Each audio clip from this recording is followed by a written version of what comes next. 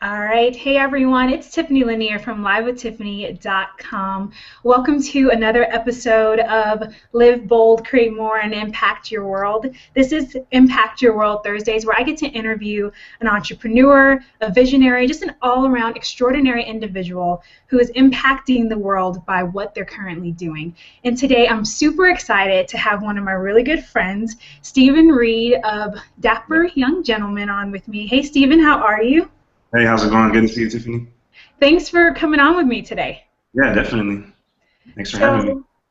So, go ahead. Sorry, I didn't mean to interrupt you. Oh, I said thanks for having me.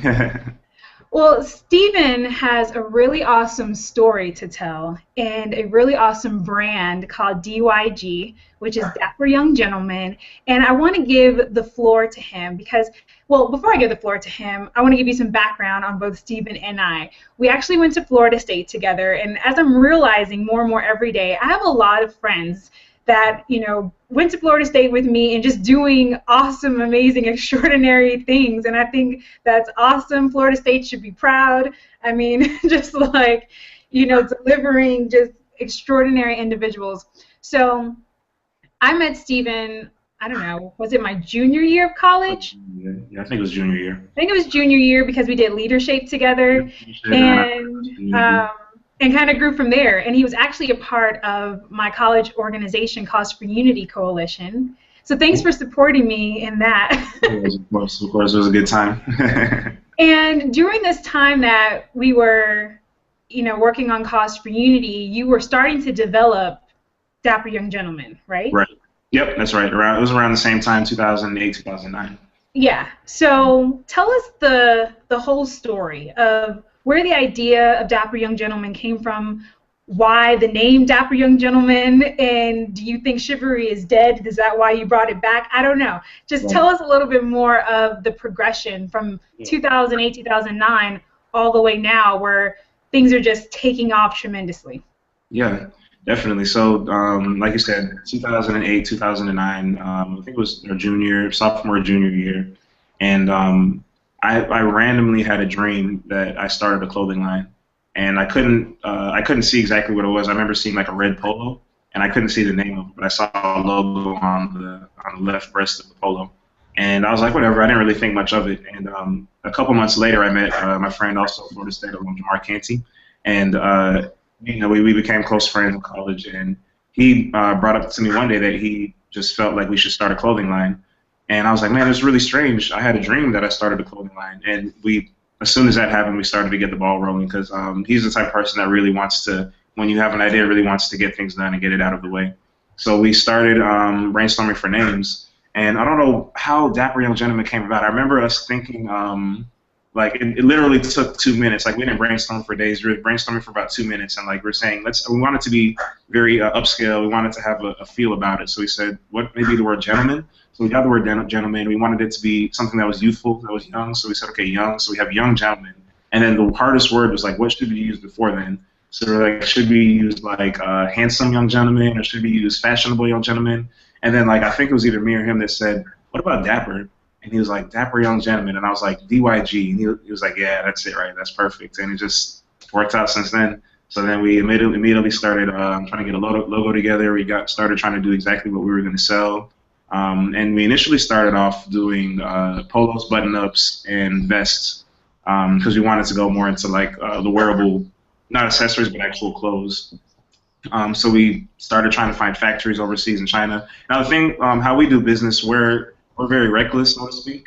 We don't necessarily go and do like a 100-page. I mean, we have our business plan and all those things set, but we don't usually go and do like a 100-page business plan and follow each specific rule and go to find investors. We really just wing it, and it always works out in our favor. When we take like a risk and a gamble, and it always works out whether we fail. That's a young people thing. Exactly. Our generation, we're just like, do first, think later. And think later. Exactly.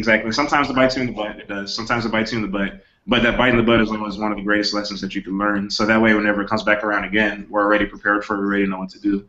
And I think those times that we failed were 100% one of some of the most valuable times that we had because we learned so much through our failure. I agree. I mean, I've done the same multiple times, over and over, but you've definitely begin to see a pattern and you learn Yeah. from it. And the Yep. best part of all of that for you and for me and anyone else who's watching is that you don't give up just because you failed the first time or you failed Right. at one aspect of what you're trying to do. You got to Right. keep going because you're getting closer and closer with every failure. Exactly. Exactly. Exactly.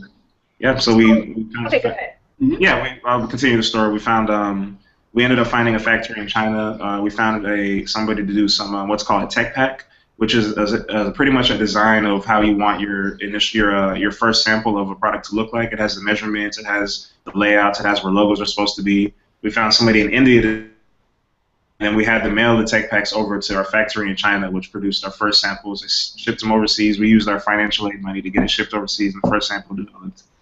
Ships where we were living in Tallahassee, and the samples were completely wrong. We had pretty much spent $500 on stuff that was unusable, and we still have it today. It's kind of like stored up, but it's stuff that we never were able to use, and so we kind of decided that that wasn't the best route to go. And I mean, there's a lot of things that happened in between. Then we ended up, finishing school, and then after school, we pretty much bought a two-way ticket. We were planning on coming here just to visit, so we bought a two-way ticket. Me, my wife at the time, and Jamar, and we ended up buying, not coming back. So we sold everything we had, and we flew to California in hopes of dreams and starting our business. And we flew here with nothing, not knowing anybody. We didn't have a place to live, and we ended up flying here and started off a whole new journey. And just making it happen. I mean, I remember when you called me and told me that you were moving to LA. And I was like, what do you mean you're moving to LA? Like, what is in LA that you're going to go do? But then at the same time, you're in the fashion world, and in Florida, it's not the fashion mecca. Exactly, exactly. And that was a big influence in why we wanted to leave, because Florida had absolutely nothing for fashion. And we realized that early, and I'm glad we realized that, because we could have still been to this day in Florida trying to make things happen when, it's a more difficult journey, but there's so many more opportunities in Los Angeles, specifically related to fashion. And like I said, it really helped us being around the people, really networking, putting ourselves out there. And I think I was explaining earlier to you, what we did was, since we didn't really have initially the resources to start the clothing line when we came here, we didn't have the overhead, we didn't know any factories, we didn't even know the city, let alone trying to start a clothing line, or let alone even having a place to live or a job. So we had to get all of the basic stuff out of the way. We're like, okay, so we're here, we have a little bit of money in our pockets, let's find a job first. So we started applying for jobs, and that was a grueling process. I mean, you can imagine one of the biggest cities in the world where so many people are flying in and looking for a job. The job market is really, really scarce. But we were definitely blessed to be able to find some good jobs, all three of us, and start sustaining ourselves. So after we got a little bit more settled, we were like, okay, let's get back to work and get back to what we came here to do. So it's actually, when we were in college, we actually had been discussing Live Dapper. A lot of people didn't know about it because me and Jamar had been kind of discussing it internally. But we actually started discussing, like, okay, I think it'd be really cool to have like a gentleman's lifestyle blog. And we wanted people to be able to go to the website and see what to wear, see who's wearing it. Like, we wanted to really be able to have a site for a gentleman to go to see what a gentleman does. What is a gentleman eating? What is a gentleman wearing? What is he driving? What is he drinking? What is the type of women that he's with? What is the type of socks that he wears? So we really wanted to create the archetypal gentleman. And we came up with the name Live Dapper because it was kind of hand in hand with Dapper Young Gentlemen. So when we moved here, we're like, okay, let's get it started. The hardest part initially was finding somebody to build the website, because it would be about $2,000 minimum, and of course we didn't have that type of money. So we were waiting around, and where we were working at the time gave us a free membership to lynda.com, which I'd highly recommend if people don't know about it. Lynda is one of the things that saved my life. It's lynda.com. For a small fee, you can learn pretty much anything you want online, whether it's building an app or whether it's learning Illustrator or Photoshop. It's definitely one of the best tools that you can use. So I was like, well, we're waiting around to find a website designer that would cost $2,000. Why not just teach ourselves how to build website and graphic design? So this is before I had a bed, before I had anything. All we had was just a computer, and I remember just laying on the floor on Lynda with my headphones in, learning how to build a website, and kind of learning HTML, learning CSS, learning WordPress, learning how to resize images and crop. And it took about 2 months, 2.5, 3 months for me to build the initial Live Dapper site. And we created the logos, we created all the little artistic elements just using Illustrator and Photoshop. And we finally built it up and really and released it, and there's just such a load off of your shoulder, because I'm sure you know when you have a vision and people only see the tip of the iceberg. It goes so much deeper for what people actually see, and it's like when you finally get it out into the world, it's such a breath of fresh air, and feeling that release, it's like, you know what I I mean? do know. I know it firsthand. Yeah, exactly, Multiple exactly. times, different projects. But Multiple times. I think that is amazing that you, I mean, first of all, you moved to LA with nothing. I mean, it's one of those stories that you hear over Yeah, and over again. I went to New York, I moved to LA, I had yeah, nothing in my pocket, and I yeah. made something out of nothing. When so many people think that you have to have it all together. And I Right. feel like this is going to be a reoccurring theme as I do these interviews, because my last interview was with Chris Cerrone, Okay. of the Chris Cerrone Show. He has his own podcast, and we talked a lot about this in the sense that people feel like they got to have the logo together, they got to have the Right. Right. website already built, they have to have everything together Yeah. before they present it to the world, before they tell anyone. But even when you don't have it together, you have to find a way to create it. Exactly. When you don't Exactly. have the funds to pay someone else to do it, you have to be the one to do it. And I tell Exactly. people that all the And time. I remember seeing your status about that. Oh yeah, I just wrote a status about it like Yeah. yesterday. Well, that was more just for marketing because I work with a Right. lot of small businesses and just Right. entrepreneurs in general who are like, well, I can't afford to have someone do this for me. Right. But I'm like, well, then you have to do it. Exactly. Nobody else is gonna sit there if nobody's doing it. Right. And you can't say that I don't have this together or I don't have enough money because something has to give. And so Exactly. when you don't have it, you have to create it yourself. I mean, I just sat here and built my own membership site Exactly. a couple of days ago. And that's just from like, I'm like, oh, I guess I better put the headphones on and get to searching and It's work. it just Yeah. make it happen. Yeah. Exactly. Exactly. But that's, I mean, that's really great. So you built out Live Dapper. And how long did it take before you started, I don't know, getting an audience, getting people to Yeah. even realize that you had it made? Sure. So me and Jamar, we believe in what we call the trickle down philosophy, which kind of goes hand in hand with our reckless living, where we try to start from the very top and trickle down. So we start from the biggest, grandest scheme possible, and then we kind of scale it down as reality kind of kicks in, if that makes sense. So when we started Live Dapper, I had Arlen as our editor in chief. And then what we had was we went on Craigslist and we put up an ad advertising for we needed interns for a 12-week for a 3-month internship for an online magazine. Because what we did, we had built this internship course, and we ended up selecting about 10 interns that we had write weekly articles for us, about 2 articles each, due on I think every Wednesday. So what it kind of worked out both ways because we were able to get that content every week already to post up to the website, where we'd have our editor in chief kind of review the content, make sure it's there's no mistakes or anything in it, and then we post it up to the website. And at the same time, we were also teaching the interns that we had a lot about blogging, a lot about search engine optimization, a lot about using keywords, a lot about domain names, because each different assignment that we had them do would hit on a different aspect of social media marketing, or would hit on a different aspect of blogging, or what have you. So, for example, one of them was learning how to use keywords for search engine optimization. So the topic that they had to write on had to have a lot of those related keywords in it so that it'd show up in Google, and that when somebody searched for those words, our article would pop up. So we were kind of balancing it both ways, where we were teaching our interns something, but at the same time we were getting the content that we needed for the website. So we had about 5 people finish that 12-week internship. But we noticed, and this is a really good point too, I think, for a lot of entrepreneurs, transitioning and being able to have your business or your idea being fluid. Because a lot of times you'll be very hard-headed and like, well, this is my business, this is what I want, and I'm sticking to my vision exactly what it is. But I'm sure you can attest to this. How many times have you had to shape and mold your vision into the right circumstances? And shape it. It's like you had this grand idea, but it's like, look, this isn't what's hot right now. This isn't what's working. We have to like mold it into this. But some people are just so headstrong in keeping that vision, they're missing out on all these opportunities when they turn left.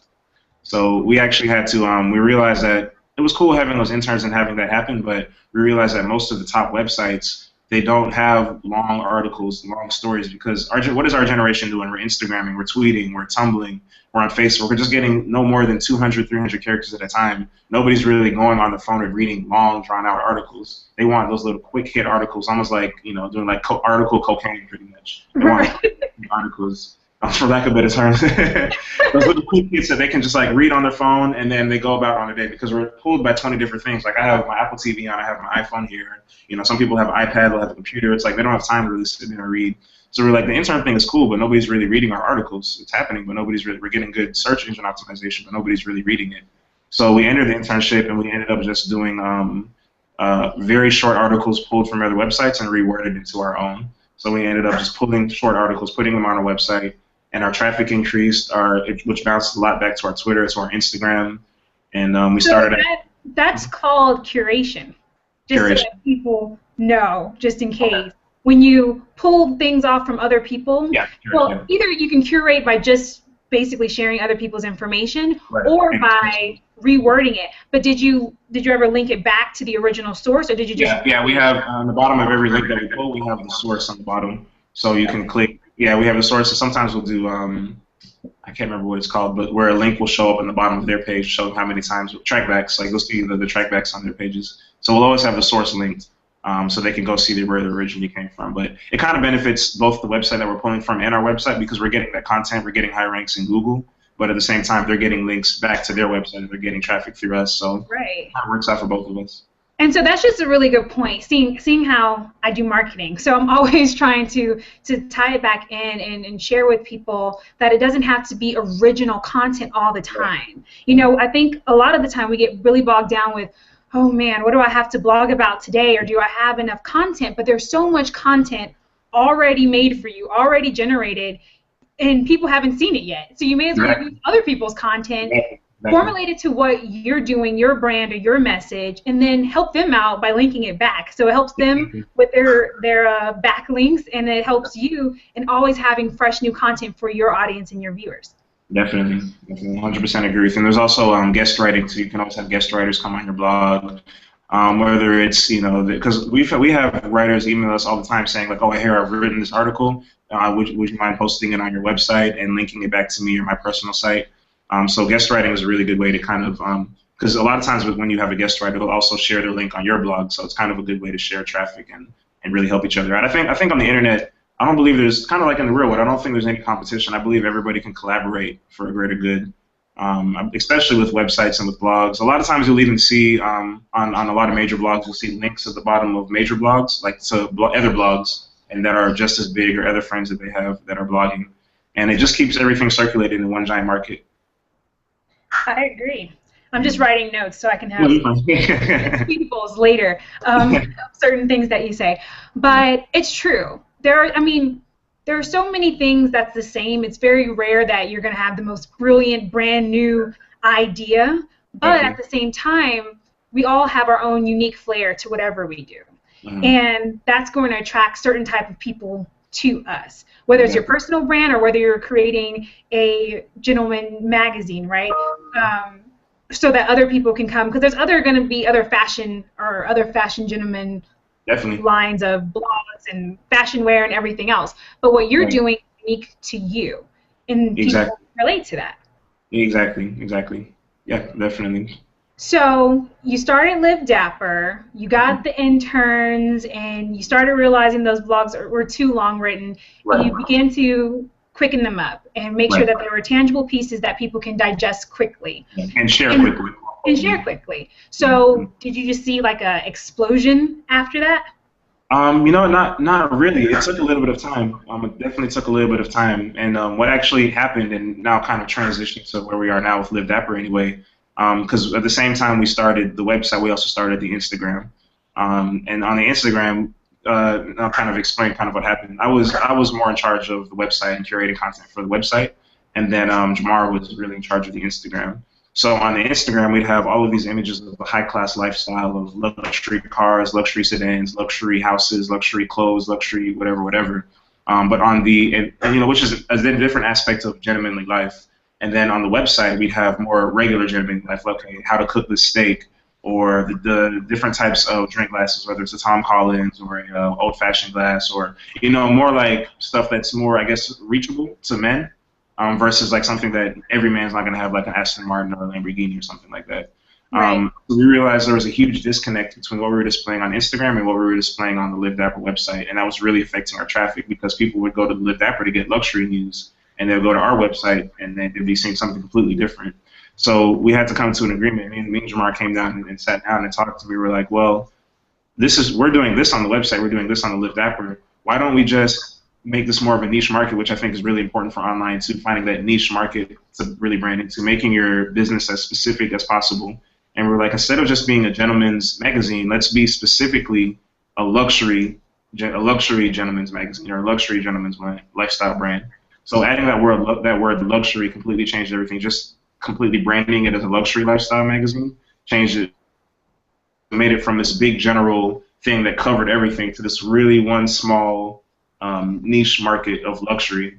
And we really started getting luxury stuff on the website and sharing certain pictures on Instagram that were part of articles on the website.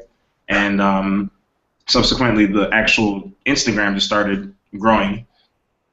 Actually started focusing more of our efforts on the Instagram and branding that.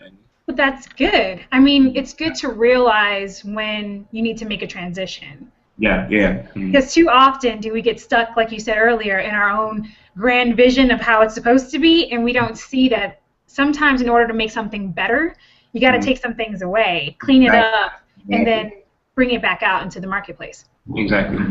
Yep, exactly. And that's what we tried to do with Live Dapper, and it kind of transitioned to where like I said, the Instagram blew up. We're at almost at 22,000 active followers now, and what we're kind of future plans, what we're thinking about doing now is, because we're really not getting that much traffic to the website, because the same way we kind of realized nobody's reading long articles and we shorten it down. Now we realize, based on the traffic we're getting from Instagram or the actual website, we realize that that nobody's going from the Instagram and going to the website. We'll probably get 2 clicks a week as far as people clicking on a link from Instagram and going to the website to read an article. So we were like, why not just use the website as kind of like a cover, just because everybody has to have a website, and really just focus on the Instagram and see how we can monetize Instagram.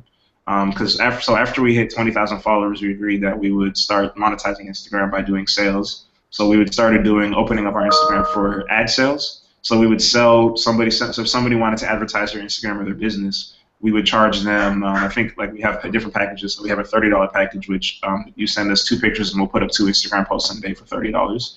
And, we're not guaranteeing whatever results, but that's exposure to 20,000 fans in the niche market of luxury lifestyle. And then we have other packages where we also use the website, where we have 125 by 125 ads on the website and 480 by 60 ads on the website. So we have different packages for people to advertise. So you can get an Instagram post, 125 by 125 ad, and a 460 by 80 ad for a month-long contract for about $65. So hold on. Wait 1 second. Because you built another business out of your business. Exactly. Yeah, we built a business. Another way to create more income, not just from, because you just started and we haven't really got there yet, the new line of accessories and stuff of that nature, but you found a way to even monetize your audience before you even have these products, so that you're getting an income in. Exactly. Yeah, exactly, by opening up to advertising. And that's innovation, people. And it's not nothing that hasn't been done before, but it's just always thinking, what else can I do with what I have? And how, because there's so many ways to make money.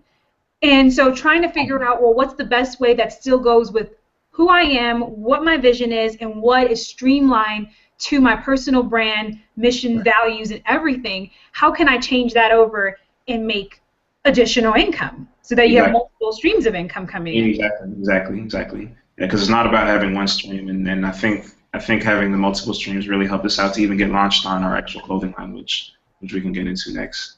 But that's the state of Live Dapper, is where it's at right now, and we're looking at even just closing down the actual website specifically, and actually merging that into a Tumblr. So bringing that domain name over to a Tumblr. So that way, when we post something on Live Dapper Instagram or on Live Dapper Twitter, it all circulates. We don't have to repost anything on the website, and it just makes it easier on us, and our audience will have a lot easier time keeping everything streamlined and kind of keep all the traffic circular. I mean, that's awesome. I love it when I see that it's working for people, because so many are like, well, my marketing doesn't work because it's always an excuse. But it's like, when you first start a marketing campaign of any sort, whatever your strategy is going to be, it's always going to change, because you're not sure exactly if this is going to work the first time around. So you can come up with a strategy. So like, you would come to me, someone who's a strategist, and I was like, I always do 90-day game plans, because I want to see what can happen within 90 days. Right. So you look at whether we're going to use Facebook, Instagram, blogging, whichever it's going to be, see where the traffic is coming, but Right. then know that within 90 days to 6 months, if you're not getting what you originally wanted and you start using all your analytics and realizing some people are coming here for this, some people are going there for that, then it's time Right. to switch up and change. But Exactly. knowing that change is okay. You have to be very comfortable with it and Yeah, very much expecting it. a lot of people will get stuck, well, that didn't work. Yeah, oh, it's over. It's done.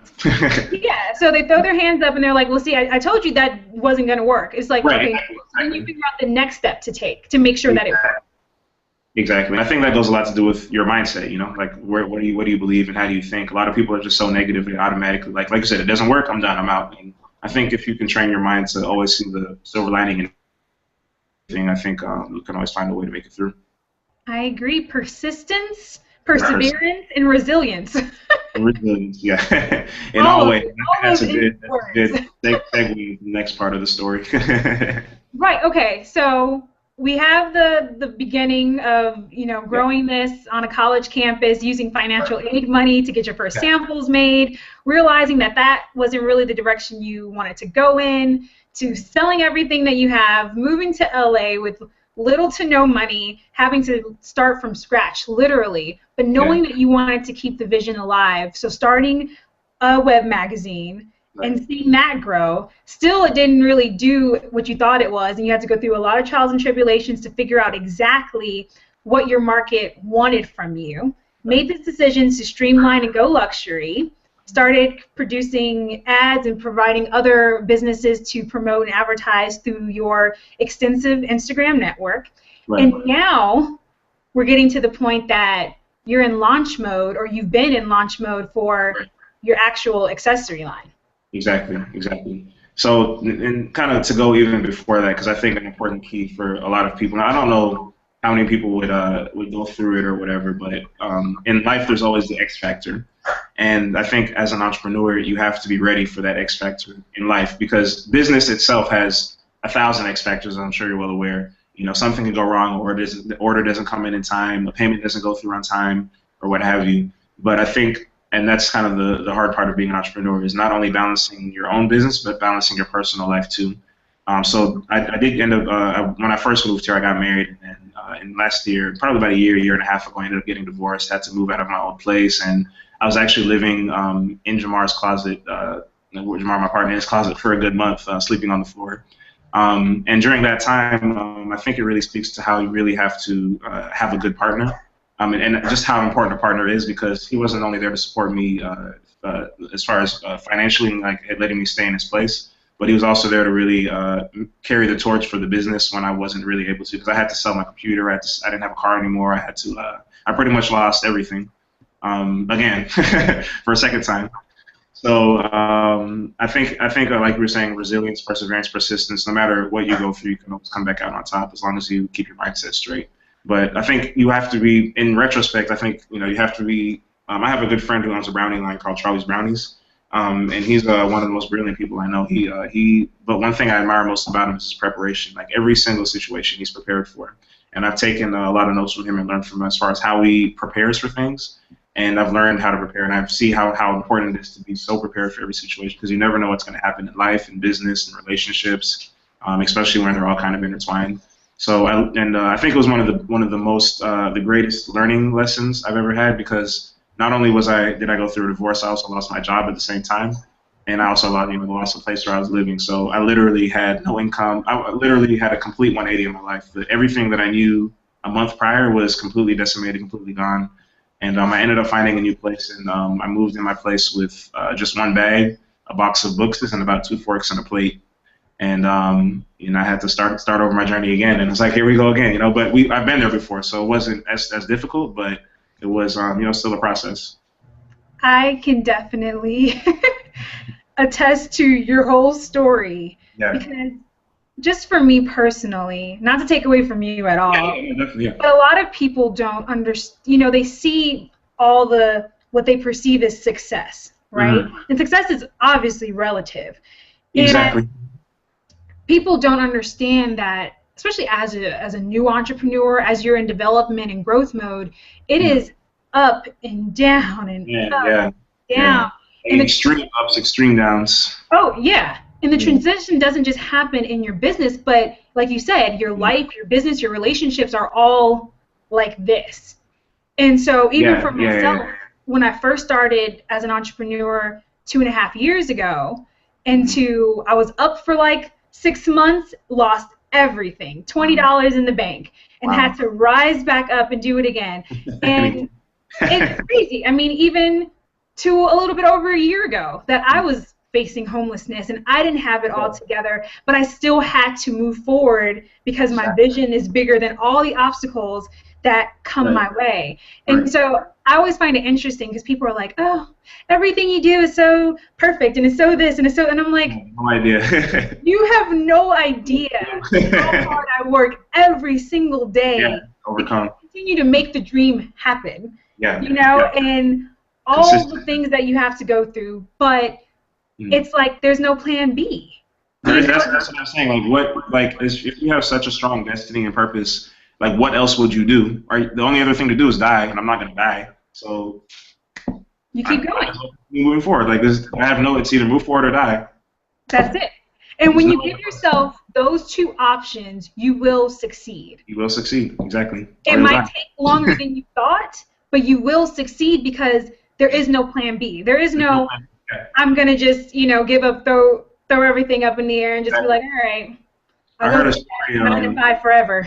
I read about a story. I don't know. I don't want to completely massacre it, but I don't know if it was Chinese or Japanese or I don't know what the actual culture was. But it was a story about a general who was leading his army into battle, and the general only had about 300. I'll say 300, but say he had 300 fighters, and the person who he was the army he was going against had 10,000, and the men were like, "How are we going to win this fight? There's no way that we can win. We're going into this battle unprepared. They're more trained than us. They have better weaponry. They have 10 times more men than us. How are we going to win this battle?" So what the general did when they got the boat, they were sailing the boats across the ocean to go fight war against this other person. So once they docked the boats, what the general actually did was he burned all the boats. And what he told his men, he said, "Now there's no exit. There's no plan B. Like we either go forward and defeat this army or we die here on this land." And that army of 300 defeated that 10,000 because there was no thought of like, well, I can always go back to the boat and we can retreat, wave the white flag, and we can go back to our hometown. He said, no, we've burned the boats already. We only move forward or we get killed or we die. And that story completely revolutionized my life because it's like that's pretty much how we live. We either move forward or we die. I mean, and sometimes there you have it. I have to write that down. No, go ahead. Yeah, that's all I was saying. And so from that downward spiral into starting all over again, how did you rise from the ashes like the phoenix that you are? You know what? Honestly, I'm still rising. I'm still going through my process. But I think the biggest thing for me that how I kind of overcame it, and trust me, and like I said, I'm sure you're well aware, it wasn't an easy thing to overcome. It involved a lot of counseling, a lot of friends helping me out in different situations. Just because I was so downtrodden, I was really down on life. And really, like, I don't know, I've always been a very positive person, so I'm not a naturally depressed person. So whenever I would get in that state, it would be very unnatural to me, and it would feel very uncomfortable. So I guess bounce back. It wasn't like I had to like really say, okay, I'm going to do this. It just was, I'm a naturally positive, a naturally happy person. And at the end of the day, I knew it had to be done, but I was just such in a funk. Sometimes you just get in a funk and you can't break it. I was such in a funk for so long. I didn't have a job anywhere. I didn't have anywhere to go. All my bills were piling up. I was like, well, what do I do? So I ended up a little bit before I left the job I was at previously. I had to put a resume into a really good job at Hulu, and a friend put my resume in, and I ended up getting that job 3 weeks later. So having that job and having those awesome coworkers around me and a really good job really helped me kind of pull me out of my funk. And also, like I said, having a partner who was really willing to carry the load while you're going through your process. That was one way I kind of overcame it, and also just by being very introspective, I would kind of at different periods kind of take a look at myself and say, why am I feeling this way, and what is the deep root of this feeling? What is the initial problem here? Why am I feeling this way? Just being very introspective and very trying to understand myself and kind of take an outside perspective in my situation versus just kind of being in it, and that really helped me see it for what it was versus just being in my own situation. And I kind of, once I removed myself from the equation and looked at myself from an outside perspective, I kind of saw what I needed to do to kind of get out of the funk I was in, and you know.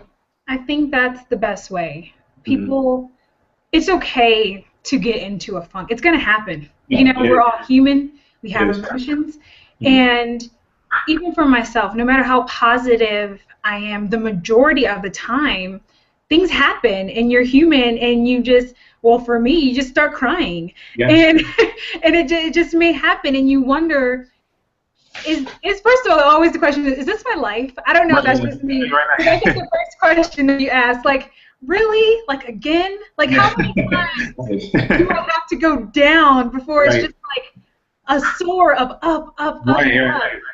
And I go through this every once in a blue because, like I said, it cycles. And Cycles. so it's just finding that, like you said, being introspective Mm. and realizing your emotion and taking note of it and Exactly. saying, I feel like this, and this is why I feel like this, but I know I Mm. can't stay like this because I have Exactly. to move That's the forward, key point. Yeah. right? Mm. So that's just a good tip for all entrepreneurs because it is a journey. Yeah. It is not a sprint by any means. It is a You got to non-stop trust where you will be out of marathon. breath by the midway through the race. Like nice Yeah, consistency is the keys to success. it is. Consistency, like we said, perseverance and Yeah. resilience. Those would be the three words of this whole interview. But you have to keep going because if you don't keep going, then your dream, well, not even your dream, but your why wasn't big enough in the first place. Exactly. I feel like you really didn't care about it in the first place if you let anything deter you from it except death, pretty much. It's kind of a extreme way to think about it, but Yeah, you got to keep going. Okay, so I don't want to take away from the story. So let's get back into it.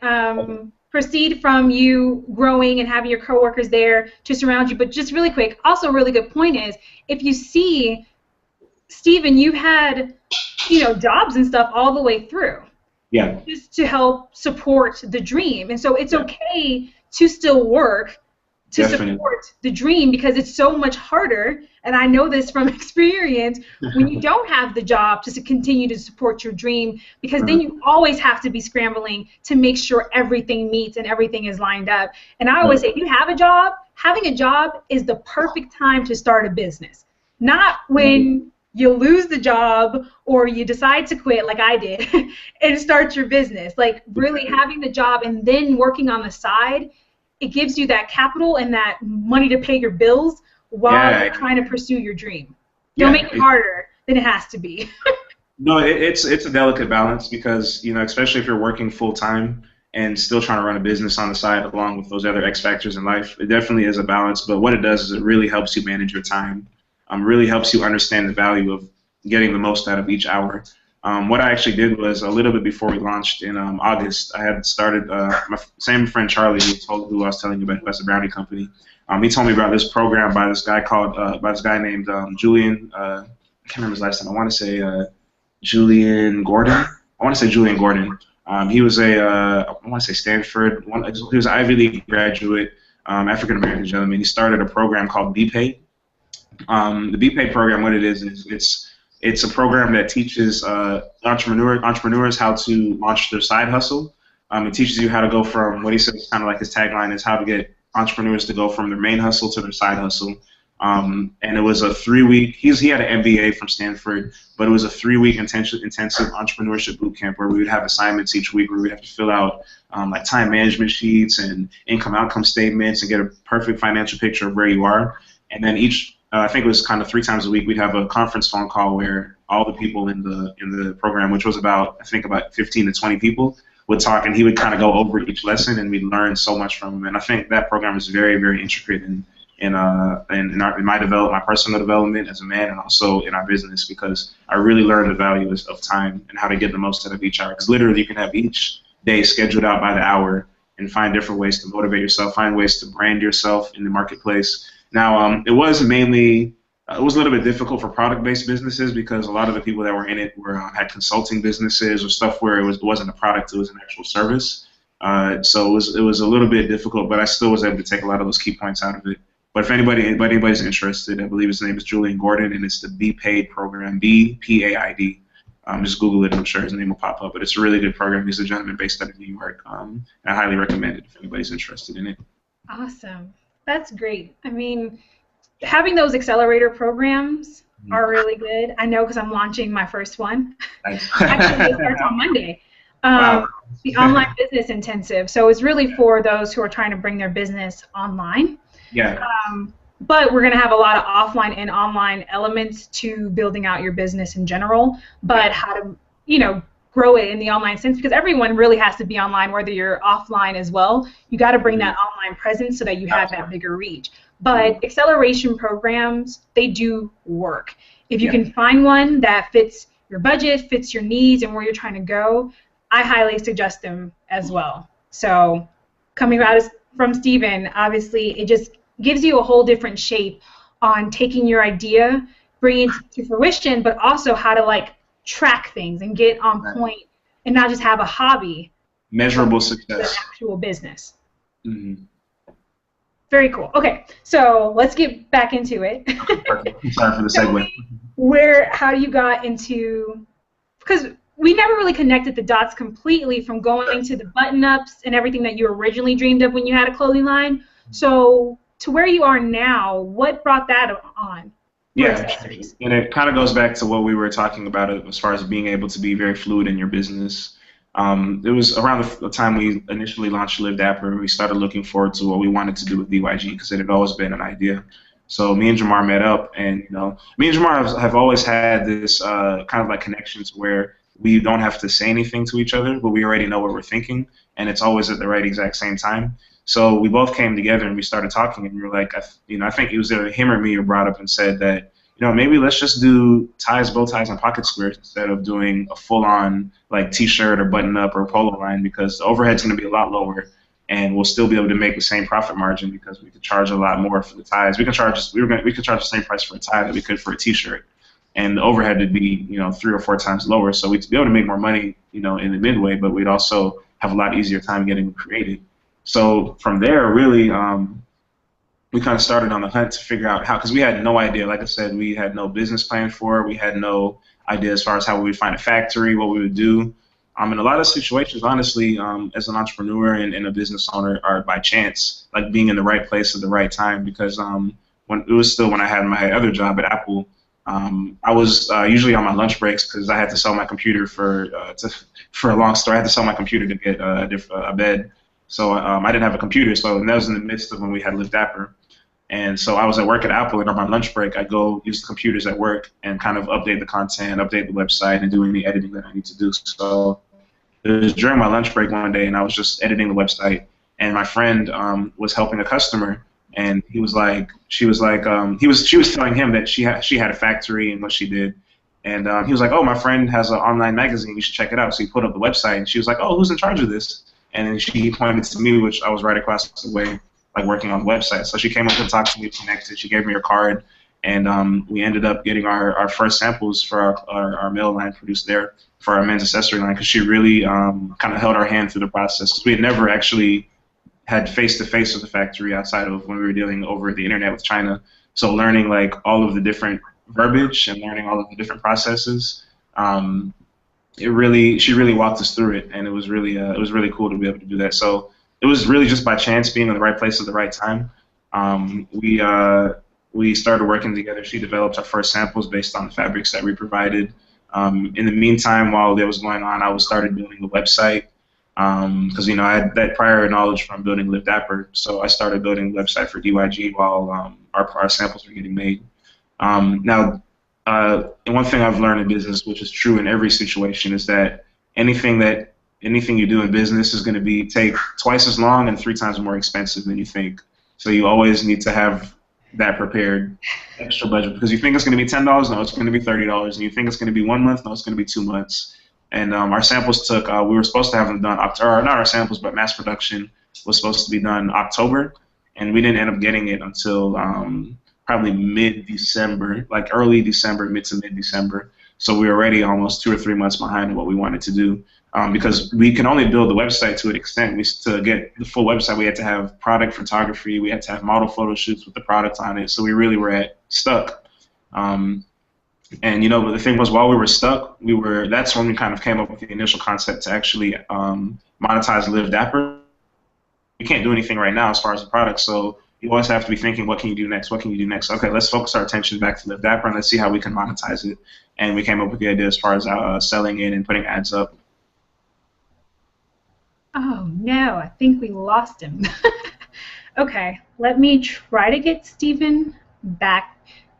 He was right in the middle of such a good story. I think he's coming back.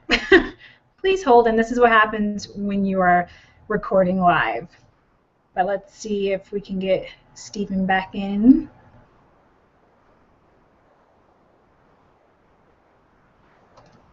Let's see, hold on.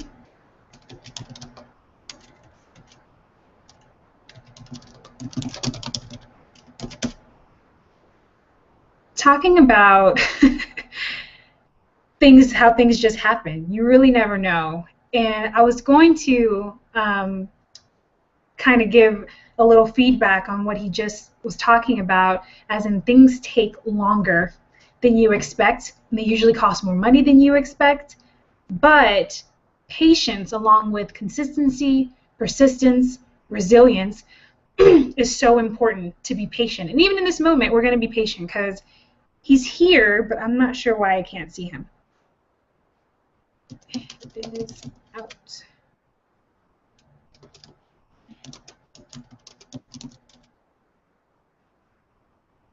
So we're going to try to get him back on, and if we can't, we may have to do a extended version of this hangout. So hopefully he'll be back any second. But I'm still amazed by his story, the whole thing, because even though we've been friends for a really long time, I didn't even know the whole story. So you guys are really getting the inside look of everything. You can't see me, so let's see. Try to bring him back. Not sure why. Can't bring him back in. But I don't want to let everyone wait too long in the process. May have to edit this part out a little bit later once I get him back on. But I really want you to know how he got into the accessories, and I want to finish the story too, because it's just absolutely amazing, the ups and the downs and the keep coming back, which is so important. I think he's back. I'm back. I'm sorry about that. All right. I have very bad internet, so I'm sorry. Oh, it's okay. I was just talking through the process. Good thing that I'm used to talking to the camera by myself on my own videos. That I was hoping I didn't bore them too much, and it worked out. But let's finish up your story, because I know that you're probably busy and you don't have all day to just chat with me and hang out, even though I love that. No, I'm enjoying being here. Thank you for having me. So what did you hear last, what I said? You were talking about developing your samples, and it took a lot longer than you had expected, so that's when you started monetizing Live Dapper. Right, okay, perfect, yeah. So we started monetizing Live Dapper while those samples were getting created. And I think it's just important I think we were saying to make sure that you're always doing something. Like Live Dapper, we realized that our products weren't going to be made for another month, so it's like, well, what can we do to monetize them? If money is the main goal here, what can we do to monetize our resources and everything that we have? So yeah, we started monetizing Live Dapper. In the meantime, we finally got our samples produced. We were finally able to, we had to start learning photography, because we had no idea about anything about photography, because we didn't want to hire a photographer, which would have been another $50, $60 an hour.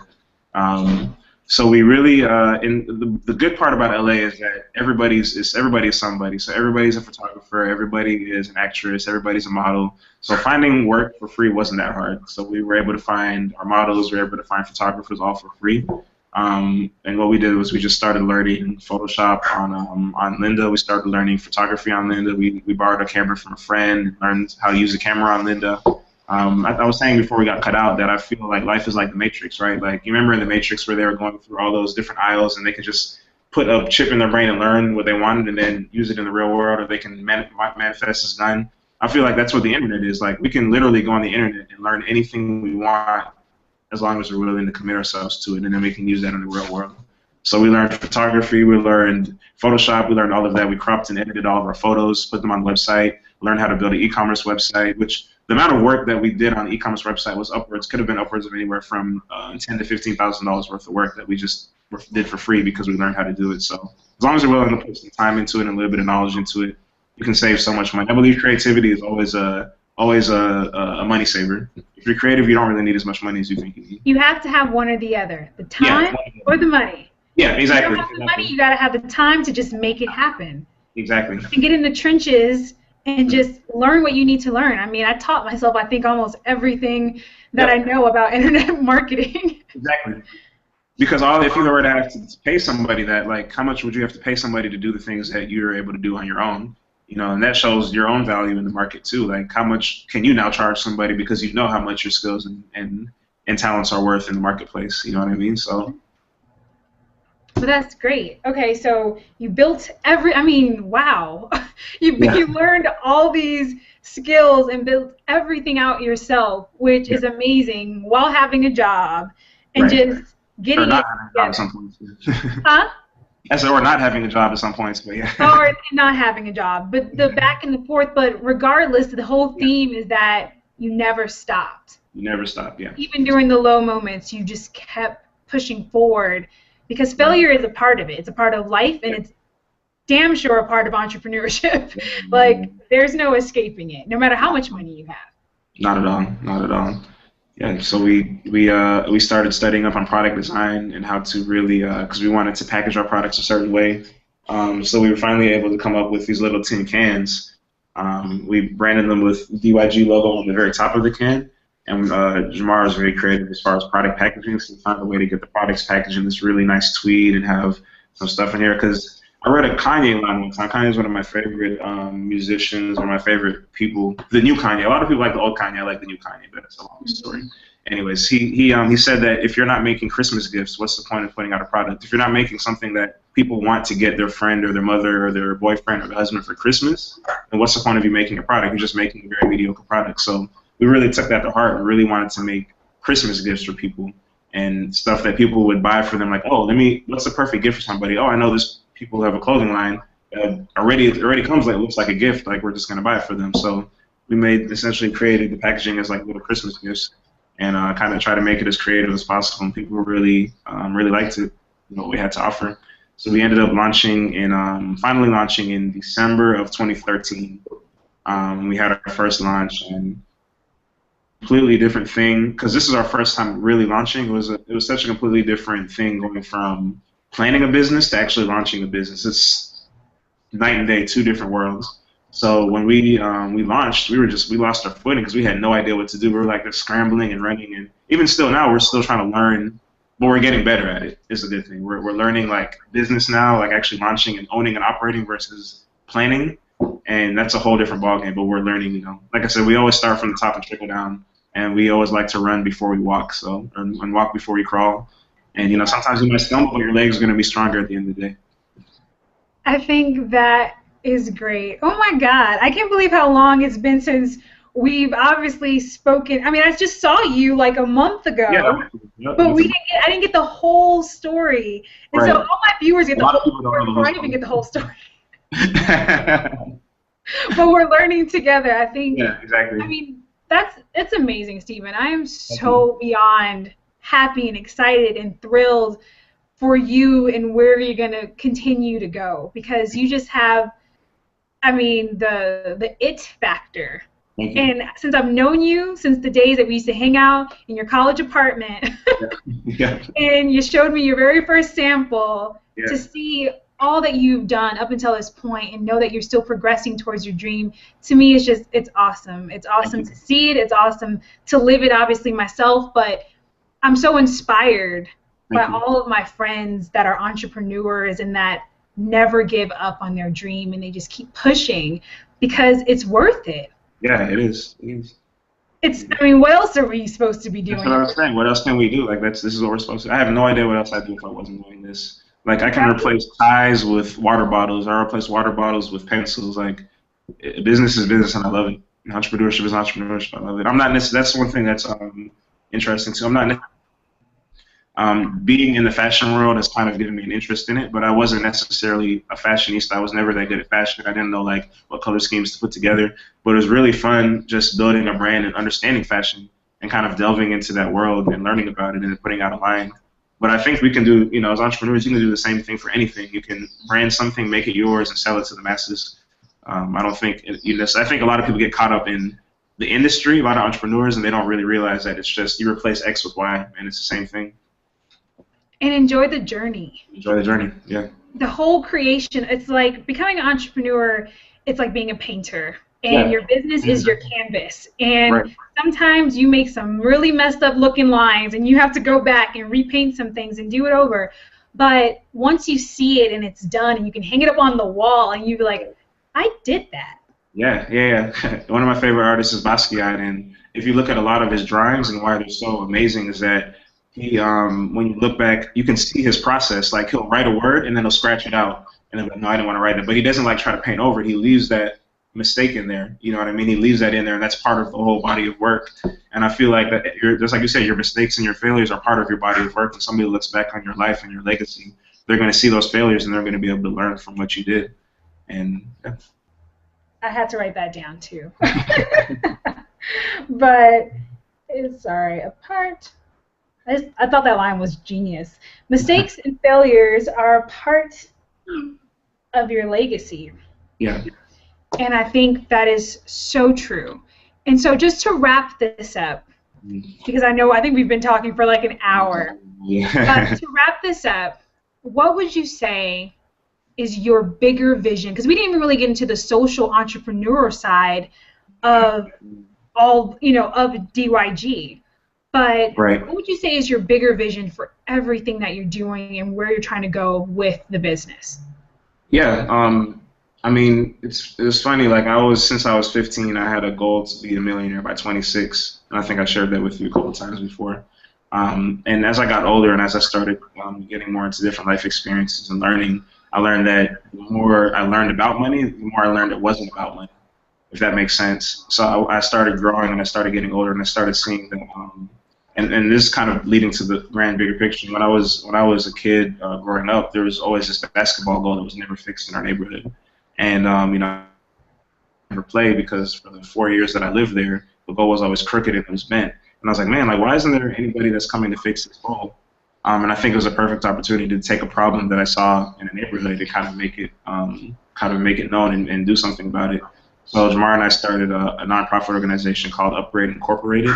And probably about a month before we moved here, we actually had our first project in Virginia where we were able to go to Virginia and talk to different middle school and high school kids on how to tie ties, how to tie bow ties, how to be a gentleman, how to treat women.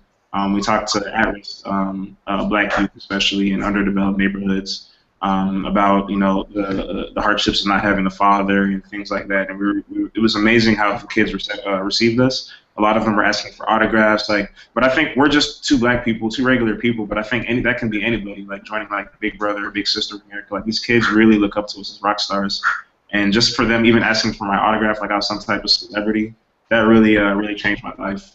And I realized that working with kids is actually Upgrade. We want to do it. A lot of people don't know about Upgrade, but when we started DYG, actually, a percentage of each product sold was going to go back towards a nonprofit, towards Upgrade. And we're going to eventually get it back started, but I feel like philanthropy is my ultimate goal. I definitely want to, when I get older, I want to be able to give away. Let me hit the door. Sorry. I want to be able to give away all of my income. And live on a very small percentage of it, because I feel like once you get a certain point of money, you don't really need to hold it. Like you can just give it away and make somebody else's life better. So philanthropy, nonprofits are definitely going to be the bigger picture for me personally. I think someone's knocking. Hold on 1 second. No problem. You just never know.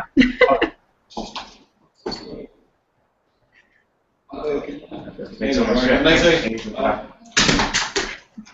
UPS, always on time. Yeah, sorry about that. We just never know when we're alive. Everything's cut out, people knock on the door. I mean, exactly. You gotta flow. But I think that is so beautiful, Stephen, and I'm so excited for you, for Upgrade, for DYG, for everything that you're building and growing. I mean, you will leave the legacy that you're looking I hope for. so. And I'm going to be right there supporting you Thank you. along the way. You obviously have a friend and colleague in me. Thank you. And I just want to thank you again for being on with me today. I know I took up far more of your time than I think we had anticipated. I'm glad to be able to speak. Very glad. But thank you so much. So that everyone who is watching and gets all the way this far, where can they find your products and your services and more of DYG?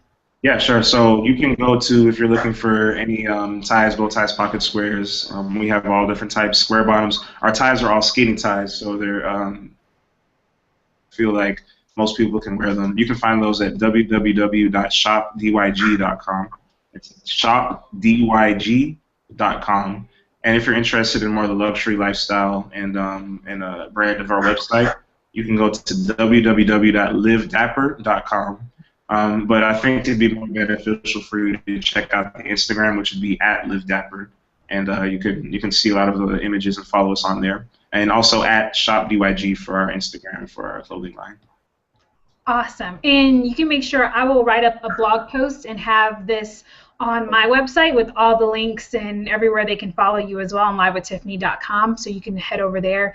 But thank you everyone for watching and for Stephen for hanging out with us on this Thursday and sharing some amazing entrepreneurial nuggets and tidbits and tricks and tips and everything else, and even the journey of you and your story in DYG is just, it's inspiring. And I think everyone needs to remember these words: consistency, persistence, and resilience. Oh wait, and there was like perseverance, right? So 4 words that you have to always remember in your journey through entrepreneurship, because they're all needed, but it's for a bigger vision, your bigger why, and knowing that you're fully capable of living out your dreams and what you really want, and you don't have to settle just because. Right? Exactly. So thanks for tuning in. Make sure you head over to livewithtiffany.com for more blogs and information about myself. And you can catch my videos every Monday and Wednesday on YouTube, where we live bold and create more. Until next time, I'm Tiffany Lanier, and I will see you guys next week. All right, take care. Say bye, Stephen. Peace. Bye.